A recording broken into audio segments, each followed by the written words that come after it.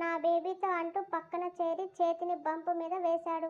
పైట చెంగు తప్పించి 2 చేతులతో భద్రంగా బేబీని తాకుతుంటే ఆమె ఒళ్ళు పులకరించిపోయింది.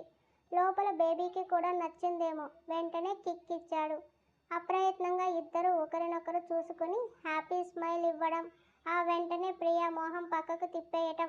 కౌశి మాత్రమే ముందుకు వంగి బేబీ హెడ్ ఎక్కడుందో గుర్తించి అక్కడ పెదవులు అద్దేసరికి అనుకోని చర్యకి ఆమె కొంచెం ఫీల్ అవ్వడం వెంటనే జరిగిపోయాయి. ఇంకో 2 months నాన్న, నిన్ను నా చేతుల్లోకి తీసుకుంటాను. అప్పటి వరకు జాగ్రత్తగా ఉండు అని బేబీకి చెప్తుంటే తనకి 2 నెలలే ఇక్కడ ఉండటానికి పర్మిషన్ అని కౌశి గుర్తు చేస్తున్నట్టే అనిపించింది ఆమెకి. మరి కొన్ని ముద్దులు బేబీకి ఇచ్చి పక్కన కూర్చున్న కౌశల్, రేపు నిన్ను చూసుకోవడానికి అబ్బాయి వాళ్ళు వస్తున్నారని చల్లగా వార్తని చెప్తుంటే పండు మిర్చిలా మారిపోయింది ఆమె ముఖం. అవసరం లేదు వెంటనే అంది. ఎందుకు అవసరం లేదు? గ్రీకు వీరుడు, మన్మధుడు, ఇలా ఉండాలి, ఇంత పొడుగు కావాలి, లిస్టు చెప్పావు. అప్పుడే డెసిషన్ మార్చేసుకున్నావా? లేదు, నా కోసం మా నాన్న ఆల్రెడీ ఓ సంబంధం చూసి పెట్టారు. డెలివరీ అయ్యి అక్కడికి వెళ్ళిన వెంటనే డైరెక్ట్గా పెళ్లి చేసుకోవడమే ఆమె చెప్తుంటే అతని ఎడమ చేతి పిడికిలి బిగిసింది. Very good. మరి అయితే కట్నం కింద కావాలని అడిగిన మ్యాన్సన్ ఏం చేస్తావు? ఉంటుంది. పెళ్ళయ్యాక నేను మా ఆయన ఇక్కడికి హనీమూన్ ట్రిప్కి వస్తాం. సో మీరేం దిగులు పడద్దు ఉక్రోషంగా చెప్పి లేచి వెళ్ళిపోతున్న ఆమె చెయ్యి పట్టుకుని తన ఒడిలో కూర్చోబెట్టుకున్నాడు. ఏం చేస్తున్నావు? I miss my baby. ఒక్క నిమిషం కూడా అవ్వలేదు తనతో నువ్వు మాట్లాడి. So what? నాకెప్పుడు మిస్ అయిన ఫీలింగ్ వస్తే అప్పుడు నా బేబీని ఎత్తుకుంటాను. నీ పర్మిషన్ అవసరం లేదని 2 చేతులు ఆమె పొట్ట మీద పెట్టాడు. అతని వేడి ఊపిరి మెడ మీద డైరెక్ట్గా తాకుతుంటే నిన్న మొన్న లేని అలజడి ఆ క్షణం పుట్టింది ఆమెలో. అలజడి లేదు, ఆవకాయ పచ్చలు లేదు. వాడు నిన్ను మళ్ళీ మాయ చేస్తున్నాడే తింగర మొహమా అని నెత్తిన మొట్టింది ఇన్నర్ సోల్. అవును, వాడు నన్ను ఎంత టార్చర్ పెడుతున్నాడు. అవన్నీ మర్చిపోయి ఒక్క టచ్కి లొంగిపోయి అన్నీ వదిలేసి కుక్క పిల్లలా వాడి వెనక తిరిగితే నన్ను ఇంకా చీప్గా చూస్తాడని మొహం బిగించుకొని ఉంది. ఏయ్ కుక్కపిల్ల, నేను కుక్కపిల్లని కాదు. నా మాజీ భార్యకి నేను పెట్టుకున్న ముద్దు పేరు. అయితే కొత్త భార్యకు ఏ పేరు పెడతారని వెటకారంగా అడిగింది. ముందు భార్య దొరికితే దాని బిహేవియర్ బట్టి నామకరణం చేస్తాను. నేను సెలెక్ట్ చేసిన అమ్మాయి నచ్చలేదా నీకు? ఫిగర్ ఓకే, కానీ తను బాగా బలిసిన కుటుంబం నుంచి వచ్చిన అమ్మాయి.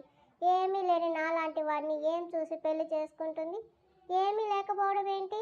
మెడ వెనక్కి తిప్పి అతని వైపు చూస్తుంటే నా మ్యాన్సన్ నీకు ఇచ్చేశాక కొంప కూడా లేని నన్ను ఏ అమ్మాయి ఇష్టపడుతుంది?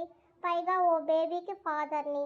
అందుకే ఇండియా వెళ్ళి అక్కడో పేద అమ్మాయిని సుగుణాల రాసిని కుందనపు బొమ్మను చూసి పెళ్లి చేసుకుంటా. తనైతే నా నుంచి ఏమీ ఆశించదు. మిర్చిలా ఉన్న ఆమె మొహం బీట్రూట్ అయితే అసలు ప్రేమ పెళ్ళి వద్దన్నవాడు ఇప్పుడు మళ్ళీ పెళ్లి చేసుకోవాలని ఎందుకు అనుకుంటున్నావు? పెళ్ళి నా బాడీ కోసం, ఇక అమ్మాయి నా బేబీ కోసం. వాడిని కేర్ చేయడానికి లైఫ్ టైం కేర్ టేకర్గా అపాయింట్ చేస్తూ నా అవసరాలు తీర్చుకోవడానికి వాడుకుంటా. తప్పితే ప్రేమ, బొంగు, బొసానం అనేవి నా డిక్షనరీలోనే లేవు. అతని మాటల వెనుక అర్థం గ్రహించి మొహం ముందుకు తిప్పుకొని, నా కారణంగా నీకు పెళ్ళి అవ్వకపోతే ఈ మ్యాన్సన్ నాకు వద్దులే అంది ఉదారమైన మనసుతో. ఒక్కసారి ఇచ్చింది వెనక్కి తీసుకునే అలవాటు నాకు లేదు.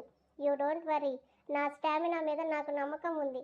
మళ్ళీ సంపాదించుకుంటాను, కానీ ఇందుకు బదులుగా నాకు హెల్ప్ చేయి అన్నాడు. ఏంటది? మీ నాన్న నీకు సంబంధాలు చూస్తున్నాడు కదా, నాకు కావాల్సిన క్వాలిటీలో నా రేంజ్కి తగ్గ అమ్మాయిని వెతికి పెట్టమను. ఒకేసారి ఇద్దరం పెళ్ళిళ్ళు చేసుకుందాం. అతని చేతులు విడిపించుకొని లేచి లోపలికి వెళ్ళిపోయింది. వెళ్తున్నామని అలా చూస్తూనే ఉన్నాడు కనబడేదాకా. లోపలికి వెళ్ళాక టీవీ పెట్టుకుని సాంగ్స్ వింటుంది. మేడం స్నాక్స్గా ఏం తింటారు? ఆయా అడుగుతుంటే నాకు ఇప్పుడేం వద్దు, ఫుల్గా ఉన్న ఫీలింగ్ వస్తుంది. ఇందాకేగా పాలు తాగాను, డిన్నర్ లైట్గా చేస్తాను, హెవీగా వద్దు అంది. ఏమైనా ఇబ్బందిగా ఉందా మేడం? అలాంటిదేమీ లేదు. తండ్రి చెప్పింది విని వెంటనే కౌశల్కి కాల్ చేశాడు యశ్వంత్. చెప్పరా? నీ అయ్యా చెప్పేది ఏంట్రా? అసలు ఏం జరుగుతుంది అక్కడ? ఏం జరగాలని నువ్వు అనుకున్నావు? రెక్లెస్గా అడిగాడు. కౌశి, ప్రియాని మళ్ళీ ఏడిపించే పని మొదలుపెట్టావా? అసలే ప్రెగ్నెంట్ లేడీ. ఈ టైంలో తనకు దక్కాల్సిన సంతోషం, ప్రశాంతత దొరకకపోగా ఏడుపే మిగిలింది. పాపం ఎన్ని ఎమోషన్స్, ఎంత వెయిట్ క్యారీ చేస్తుంది. నీకోసం ఒంటరిగా అంత దూరం వచ్చింది. ఆ మాత్రం కనికరం లేకుండా మరో పెళ్లి చేసుకుంటానని వాగుతున్నావంట. అసలు ఏం జరుగుతుందిరా మీ ఇద్దరి మధ్య? నీ మరదలకి 6.5 అడుగుల ఆజానుబాహుడు, కండలు తిరిగిన గ్రీకు వీరుడు కావాలంట. అలాంటి వాడిని చూసి పెళ్లి చేసేయండి. కట్నం కింద నా మ్యాన్షన్ ఇస్తానని చెప్పాను తప్ప? ప్రియాకి వినపడేలా చెప్తూ పక్కన కూర్చున్నాడు. ఫోన్ తనకి ఇవ్వు, మాట్లాడతాను. కౌశి ఫోన్ ఇచ్చాడు. వాయిస్ గట్టిగా వినపడుతుండటం కొంచెం కంగారు పడుతూ చెప్పండి బావగారు అంది. ఏం జరుగుతుంది ప్రియా? నువ్వు పెళ్లి చేసుకోవడం ఏంటి? అసలు విడాకులు తీసుకున్న విషయం అమ్మ వాళ్లకు ఎందుకు తెలియనిచ్చారని యశ్వంత్ కోప్పడుతుంటే అది మాటల మధ్యలో అమ్మకు చెప్పాల్సి వచ్చిందని కౌశి కోపంగా చూస్తుంటే పిల్లిలా ముడుచుకుంది. ఈ పెద్దవాళ్ళంతా అక్కడికి రావడానికి పయనమయ్యారు. వస్తే ఒకరు కూడా తిరిగి ఇండియా రాలేరు. సీరియస్గా వార్నింగ్ ఇచ్చాడు కౌశి. రమ్మనండి బావగారు, వాళ్ళని చూడాలని నాకు అనిపిస్తుంది. డెలివరీ అయ్యాక ఎటు నేనొక్కదాన్నే వెళ్ళాలిగా, నాకు తోడుగా ఉంటారు. కావాలని కౌశిని ఉడికించడానికి అంది. కానీ తర్వాత దొరికే పనిష్మెంట్ ఏంటని ఊహించలేకపోయింది ఆమె. నేనింత చెప్తున్నా నీ వాదన నీదేనా ప్రియా? నువ్వు అక్కడికి ఎందుకు వెళ్ళావు? వాడి కోపం తగ్గించి దగ్గర అవ్వడానికే కదా. మరి ఇదేంటి, విడాకులు తీసుకున్నారని ఇద్దరు వేరువేరు పెళ్ళిళ్ళు చేసుకుని పుట్టే బిడ్డని ఏం చేద్దామని? నువ్వు వాడో చూసుకున్నా బేబీకి ఒకరి ప్రేమ మిస్ అవుతుంది. వాడు ఇంకో అమ్మాయిని పెళ్లి చేసుకున్నా వచ్చే అమ్మాయి కౌశి భార్య అవుతుంది, కానీ బేబీకి తల్లి అవ్వదు. సొంత తల్లిదండ్రుల వల్లే ఎంతో బాధని అనుభవించాడు కౌశల్. అలాంటిది సవతి తల్లి వల్ల బేబీ ఇంకెంత బాధ అనుభవిస్తాడు? అసలు ఇంత నిర్దయగా ఎలా ఆలోచించగలుగుతున్నారు ఇద్దరు? ఫైన్, పుట్టే బేబీని మాకు ఇచ్చేసేయండి, మేము దత్తత తీసుకుంటాం. ఇక మీ ఇద్దరు ఏమైనా చేసుకోండి, మాకు అనవసరం. ఎంతకీ మిమ్మల్ని కలుపుదామని చూస్తుంటే మీరు ఇంకా దూరాన్ని పెంచుకుంటున్నారు. I hate both of you. కోపంగా కాల్ కట్ చేసి పడేశాడు యశ్వంత్. ప్రియా తనకు దగ్గర కావడానికి వచ్చిందని వింటున్నా అలాగే చూస్తున్నాడు. అతన్ని సరదాగా ఏడిపించడానికి మాటకు మాట చెబుతూ విడాకులంటే విడాకులని, పెళ్ళంటే పెళ్ళని వాగింది. కానీ తన పక్కన తన మనసులో తన పైన కౌశికి తప్ప ఇంకెవరికైనా హక్కుని, అధికారాన్ని, అజమాయిషిని ఇవ్వగలదా? ప్రాణం పోయినా ఆ పని చేయదు. మరి అతనితో ఎందుకు ఈ వాదులాట? ఈ చిన్న చిన్న గొడవలు ఎంత పెద్ద అనర్థానికి దారి తీస్తాయో అనిపించి బెదురు కళ్ళతో కౌశిని చూసింది. ఆ చూపులో మార్పు లేదు. అలాగే చూస్తుంటే నీకు నా బేబీ నేను అవసరం లేదు కదా అని అడుగుతున్న అతని వాయిస్లో డీప్నెస్, హార్టింగ్ తెలుస్తుంటే నేను అలా అనలేదు. అనకపోతే విడాకులు ఇవ్వడానికి, మరో పెళ్లి చేసుకోవడానికి, ఆఖరికి బిడ్డని వదిలి వెళ్ళటానికి కూడా ఎందుకు రెడీ అయ్యావు? నీ మనసులో ఇంకెవరో ఉన్నారు. లేకపోతే నేను బోర్ కొట్టేసి ఉండొచ్చు. It's okay. ఎప్పుడు అమ్మాయిలే అబ్బాయిలకు బోర్ కొట్టాలని లేదు. అబ్బాయిలు కూడా అమ్మాయిలకు బోర్ కొడతారని నువ్వు ప్రూవ్ చేశావు. నీ కలల రాకుమారుడిని వెతికి పెళ్లి చేసుకుని హ్యాపీగా ఉండు మిస్ ప్రియదర్శిని అని ఒత్తి పలికి ఫోన్ లాక్కుని వెళ్ళిపోయాడు. వెంటనే వెనక పడితే వాయిస్తాడని కిందే ఉండిపోయి డిన్నర్ చేసేసి పైకి వెళ్ళింది. ఆమె వెళ్ళేసరికి గది రూపురేఖలే మారిపోయి ఉన్నాయి. Costly decoration items glass table ముక్కలై చల్లా చెదురు అయ్యాయి. ఈరోజు నా సావు కన్ఫామ్ అనుకుంటూ నెమ్మదిగా గాజు ముక్కలు తొక్కకుండా లోపలికి వచ్చి కౌశి కోసం చూస్తే ఎక్కడా లేడు. అసలు గదికి ఎన్ని అటాచ్డ్ డోర్స్ ఉన్నాయో కూడా తెలియని తనకి బాల్కనీలో నుంచి మరో డోర్ సైడ్కి ఉండటం గమనించి అది ఓపెన్ చేసి ఉందని వెళ్ళింది. పై ఫ్లోర్కి నేరుగా స్టెప్స్ ఉన్నాయి. వెళ్తున్న కొద్దీ డ్రింక్ స్మెల్ వస్తుంటే అతను అక్కడే ఉన్నాడని గ్రహించి లోపలికి వెళ్ళింది. మొత్తం బార్ ఏరియా అది.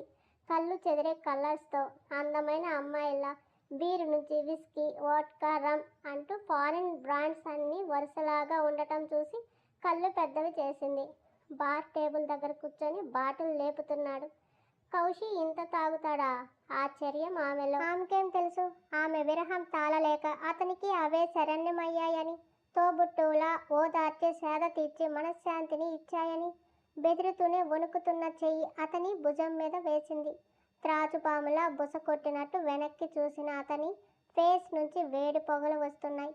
అంత కోపంగా ఉన్నాడని అర్థం. ఒక అడుగు వెనక్కి వేసింది భయంతో. Get out! చాలా చాలా కోపంగా అరిచాడు. ఎందుకు ఇంతలా తాగుతున్నావు? హెల్త్ పాడవుతుందని అతని చేతిలో బాటిల్ తీసుకోబోతుంటే ఆమె గొంతు పట్టుకుని, నాకు చెప్పడానికి నువ్వెవరు? నీతులు చెప్పడానికి వచ్చిన సతీ సావిత్రివా? చల్ హాట్! కళ్ళు పైకి పోతున్న ఆమెని వదిలేశాడు. నా మనసులో ఏముందో నీకు చెప్తాను. ప్లీజ్ ఇదంతా వద్దు, ఇక్కడితో ఆపేద్దాం. నువ్వు నాకు కావాలి, నీతో కూర్చుని మాట్లాడాలి, పద వెళ్దామని గొంతు నొప్పిని పట్టించుకోకుండా అతని మోచేతిని రెండు చేతులతో చుట్టేసింది. అతనిలో మెంటల్ లేసి ఎప్పుడో నాట్యం మొదలెట్టడంతో మరుగున పడ్డ శాడిజాన్ని బయటకు తీస్తూ, నేను నీతో రావాలంటే నువ్వు ఇది తాగాలి అన్నాడు బీర్ బాటిల్ చూపించి డెవిల్ స్మైల్ ఇస్తూ. పత్తికాయలైన కళ్ళతో నిర్గాంతపోయిన ఆమె, ఏం మాట్లాడుతున్నావు? నేను డ్రింక్ చేయడం ఏంటని వణికే వాయిస్తో అంది.